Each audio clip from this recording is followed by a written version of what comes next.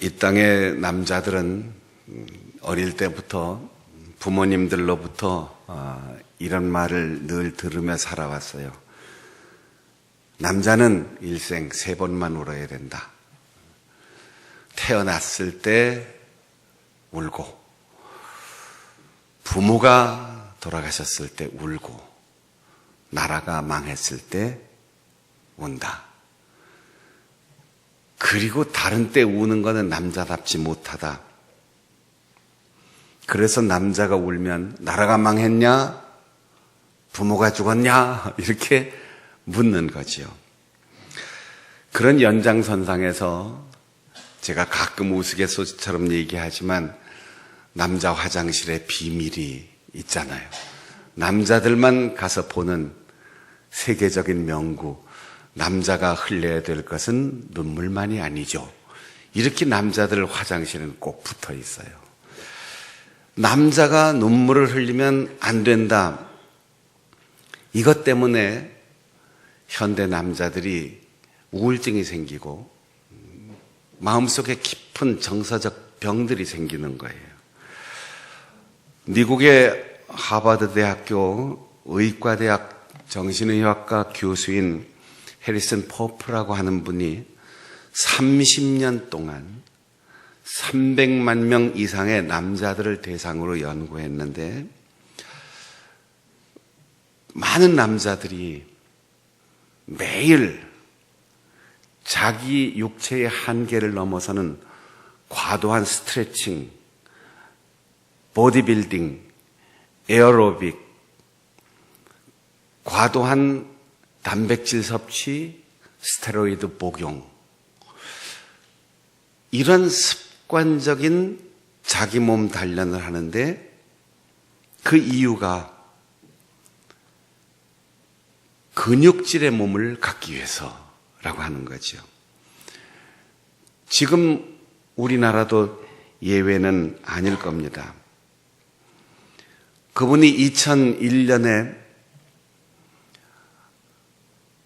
자기의 모든 연구 성과를 통해서 남자들이 집착하는 이 외모지상주의, 근육질 몸,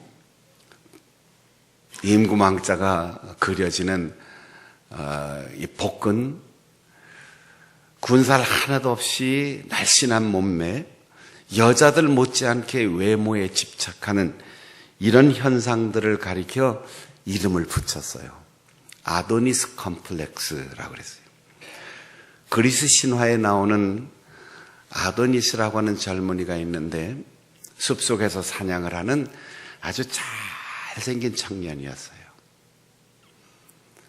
미의 여신 아프로디테가 이 숲속에서 잘생긴 청년을 만나서 그만 사랑에 빠졌습니다. 그리고는 한순간도 자기 곁을 떠나지 않게 했어요. 만일 내가 없는 틈에 사냥거리가 생겨도 절대 사냥을 나가지 말라고 그렇게 타일렀어요. 그런데 아프로디테가 잠시 외출한 틈에 아도니스가 사냥을 나갔는데 거대한 몸집의 멧돼지를 만났습니다. 익숙한 사냥꾼이니까 그 멧돼지를 잡으려고 사냥을 시도하다가 멧돼지의 이빨에 받쳐서 그만 목숨을 잃었어요. 뒤늦게 이 사실을 알고 달려온 아프로디테가 이 아도니스의 싸늘한 시체를 안고 눈물을 흘립니다. 그리고 그 아도니스가 죽기 전에 흘린 핏자국에 신들의 음료인 넥타라고 하는 음료를 붓습니다. 거기서 아름다운 꽃이 피어나는데 그 꽃의 이름이 아네모네라고 하는 긴 겨울을 지나고 봄에 피어나는 봄꽃이에요. 아네모네의 꽃말 자체가 허무한 사랑, 그런 의미를 가지고 있는데 그 꽃은 아주 얇은 꽃잎술을 가지고 있어서 싱싱하게 피어 올라오다가도 가벼운 바람만 지나면 꽃잎이 떨어져요. 아마도 그 꽃잎이 떨어지는 모습을 보면서 옛 사람들이 피어보지도 못하고 젊은 시절에 죽은 젊은이, 이렇게 아도니스를 전설처럼 만들어서 신화가 이어져 왔을 것입니다.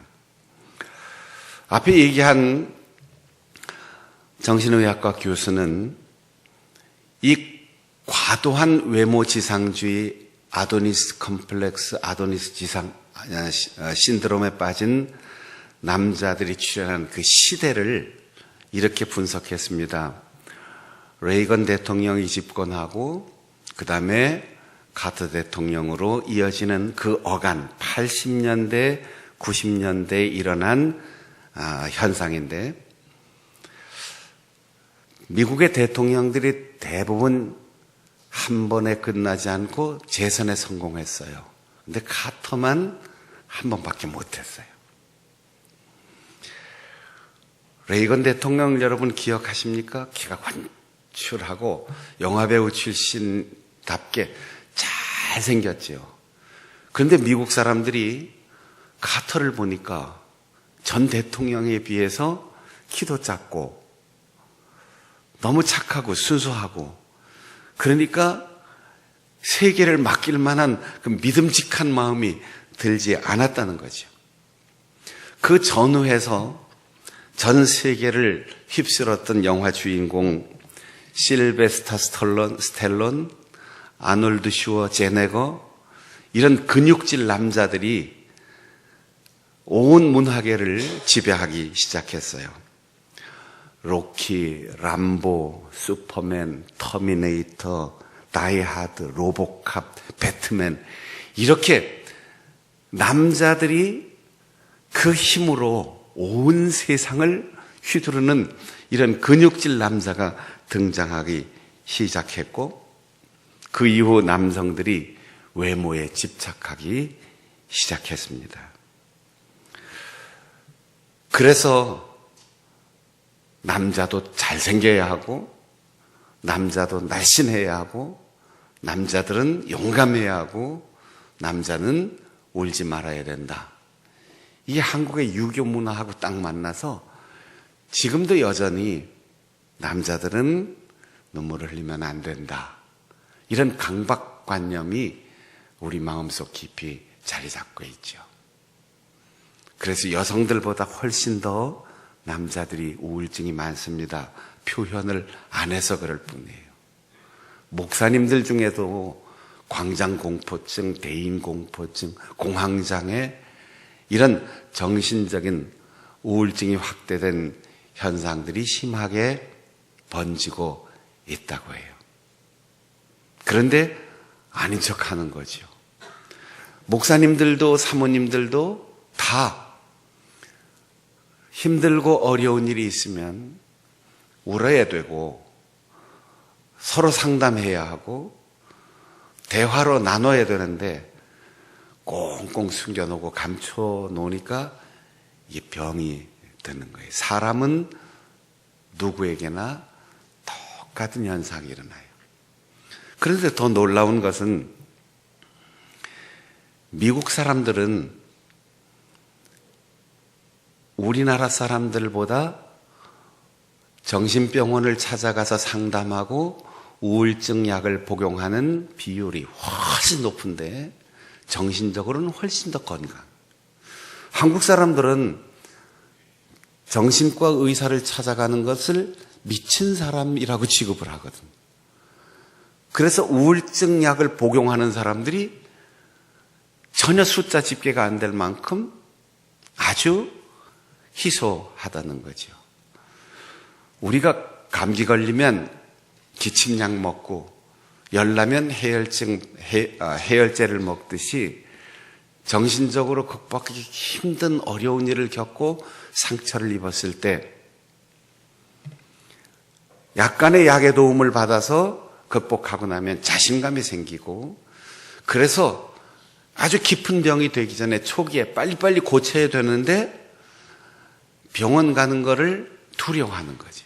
그리고 의학 체계에서 정신과 상담을 받았다 그러면 그것이 마치 정신병에 걸린 사람인 것처럼. 여러분, 감기 걸린 사람이 결핵 환자가 아닙니다. 기침한다고 해서 다 폐병 환자가 되고 폐렴으로 죽는 게 아니에요. 초기에 약간의 이상이 있을 때 의사의 도움을 받아서 빨리빨리 고치면 되는데 한국 사람들은 이걸 다 숨기는 거예요. 그래서 우울증 약이 제일 안 팔리는 나라인데 실제로 우울증은 제일 심하다는 거예요. 바울 사도가 디모데에게 편지하면서 나는 매일 매 순간 거의 쉬지 않고 네 생각이 자주 난다. 그것도 기도할 때마다 너를 생각한다. 이 생각한다는 말을 3번이나 썼는데 이 생각은 그냥 망상이나 그냥 문득문득 떠오르거나 어떠한 목적이 있어서 떠오르는 게 아니고 기억난다는 거예요. 그 머릿속에 그 가슴 속에 디모데가 자리 잡고 있어서 기도할 때도 혼자 조용히 있을 때도 오고 가는 모든 길에서 언제나 디모데를 생각하게 된다는 거죠. 그러면서 나는 너의 눈물을 기억한다. 눈물을 자주 흘려라. 울보가 되라. 쓸데없이 짜증내고 괜히 사람들에게 스트레스 줘라 이런 얘기가 아니에요. 내 눈에 눈물이 그렁그렁했던 그날의 일들을 나는 기억한다. 여러분, 사고가 나고 사람이 죽어가고 병들고 힘들고 고통스러운 인생을 살아가는 사람들의 이야기를 들으면서 아무런 표정의 변화가 없는 사람, 이게 용감한 남자가 아니에요. 우리가 서로 마주보고 서로 대화하고 이야기할 때 어쩌면 상대방의 어려움과 고통을 공감할 때 남자, 여자 상관없이 눈에 눈물이 핑 도는 사람, 그게 사람다운 사람인 거죠. 공감할 수 있고 느낄 수 있고 동정할 수 있고 같이 아파할 수 있는 마음을 가진 사람. 그래서 바울 사도가 디모데를 생각할 때 나는 내 눈에 글썽했던 그 눈물을 기억한다. 내가 교회를 개척하고 내가 설교하고 내가 복음을 전하고 그 결과로 박해를 받고 쫓겨나고 죽음의 위협을 당할 때 내 곁에서 같이 아파하며 눈물 흘렸던 너, 그리고 내가 교회를 맡기고 떠날 때 스승인 나를 존경하고 헤어짐을 아쉬워하는 마음, 그러나 사명 때문에 내가 이 교회를 지킵니다 하는 그 사명을 위하여 헤어져야 하는 그 마음이 눈물이 그렁그렁했던 그 눈망울을 기억한다는 거죠. 사랑하는 여러분, 지난주에는 우리 여전대 회원들이 아름답게 웃는 모습 참 예쁘다, 그런 내용으로 설교를 했어요. 그래서 우리가 정말 우리의 많은 표정 가운데 다른 사람에게 감동을 줄 수 있고 다른 사람을 행복하게 할 수 있는 것이 웃는 모습이 아니겠습니까? 그렇게 설교를 했는데요. 요즘 여자분들이 잘 안 웃으니까. 근데 요즘 남자들이 너무 표정 관리를 하느라고 눈물이 없어요. 옛날 우리 아버지 어머니들은 밖에서는 근엄한 것 같지만 교회 와서 부흥했대, 기도했대. 얼마나 울었는지 몰라요. 교회를 위해서, 목사님을 위해서, 동료 장로님들을 위해서, 신자들을 위해서, 나라와 민족을 위해서, 가족들을 위해서 얼마나 눈물을 흘렸는지 몰라요. 그 눈물을 흘리며 부르짖어 기도할 때 목소리가 변할 정도로 부르짖어 기도했어요. 바울 사도는 디모데에게 편지하면서 이 두 번째 편지의 별명이 눈물의 편지. 나는 너의 눈물을 생각한다. 쉬지 않고 생각나는 사람, 생각날 때 그 눈에 눈물이 핑 돌았던 그 사랑과 공감할 줄 아는 마음. 그 눈물이 어떤 눈물이었느냐 하면 너의 그 눈물은 믿음의 표현이었다. 그것도 너의 유전자 속에 새겨진 네 할머니의 믿음, 내 어머니의 믿음, 그리고 너의 믿음이 내 눈물로 표현된 것을 내 마음속 깊이 각인시켜 주었기 때문에 나는 기도할 때마다 너를 생각하고 네 생각날 때마다 다른 모든 활동의 모습보다 눈물이 빙 돌았던 내 눈망울이 기억난다. 그 순수한 믿음이 너의 할머니, 너의 어머니, 그리고 너의 믿음인 것을 나는 기억한다. 거짓 없는 믿음이라고 했어요. 여러분, 우리가 사람에 대해서 가끔 이렇게 말할 때가 있어요. 그 사람이 그럴 줄이야. 교회에서는 참 거룩하고 순수하고 진실한 것 같은데 밖에서 돌연 만났을 때 전혀 그렇지 않아. 그 직장이나 그 동네 사람들의 얘기를 들어보면 전혀 그렇지 않다는 거죠.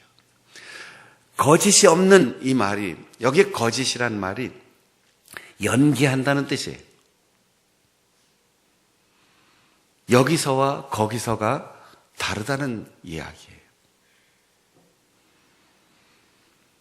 여러분 드라마를 보든지 영화를 보든지 그 배우들이 연기하는 것 때문에 우리가 막 좋아하기도 하고 감동을 받기도 하고 눈물도 흘리는데 그건 진짜가 아닙니다. 대본을 암송하고 연기하는 거예요. 거짓말이에요. 그런데 배우들은 거짓으로 하는 연기를 진실처럼 하잖아요. 그런데 우리는 우리 속에 진리가 있고 진실해야 할 사명이 있고 예수님께서 우리에게 목숨까지 내어주신 그 놀라운 사랑을 받았으면서도 위선되게 살아가고 그 진실을 표현하는데 서툴러요. 고린도전서 16장에 보면 바울 사도가 고린도 교회에 편지하면서 깨어서 남자답게 강건하라 이렇게 권면한 적도 있습니다. 사람답게 우리가 복음을 전하고 사역할 때 용감하게 해야 될 필요가 있지만 한 사람 한 사람 대할 때 우리가 서로 바라보면서 무표정 아니면 무관심, 남의 일에 대해서 나와는 상관없으니까 하는 그런 냉정한 태도가 아니라 선생님 얼마나 억울하셨습니까? 바울 선생님 얼마나 힘드셨습니까? 바울 선생님 얼마나 괴롭고 얼마나 외로우셨습니까? 그런데 또 그 길을 가셔야 합니까? 예루살렘으로 꼭 가셔야 합니까? 십자가를 져야 합니까? 로마로 가야 합니까? 굳이 체포되고 감옥에 갇혀야 될 걸 알면서도 이 길을 가셔야 합니까? 눈물로 전송했던 그 눈망울을 바울 사도는 기억하는 거지요.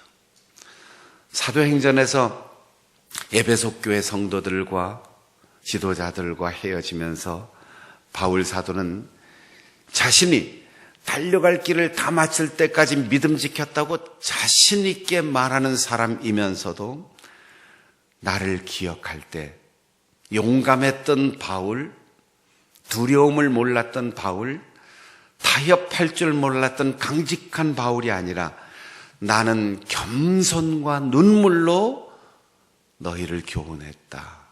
내 눈물을 기억해 달라고 말했어요. 고린도 후서에도 내가 눈물로 지금 편지를 쓴다. 당신들을 향한 애정 때문에 나는 눈물을 흘리며 목회를 했다. 그리고 히브리서 기자는 히브리서에서 예수님을 표현하기를 예수께서도 통곡과 눈물로 하나님께 기도를 올려드렸다라고 표현했습니다. 여러분, 이 세상 사는 동안 우리에게 필요한 두 가지. 하나는 아름다운 웃음, 또 하나는 감동적인 눈물입니다. 요즘 레크레이션이나 혹은 심리학적 치료를 위해서 웃음 치료를 강조하는 사람들이 많은데 이게 반쪽 건강이에요. 눈물 치료가 있어야 돼요. 웃음은 우리의 면역 기능, 내면의 저항력을 높여줘요. 그런데 눈물은 우리 속에 쌓여있는 모든 감정적인 앙금을 씻어줍니다. 그러니까 씻어내고 증진시켜야 건강한데 씻어내는 걸 안 하고 자꾸 증진만 강조하고 있어요.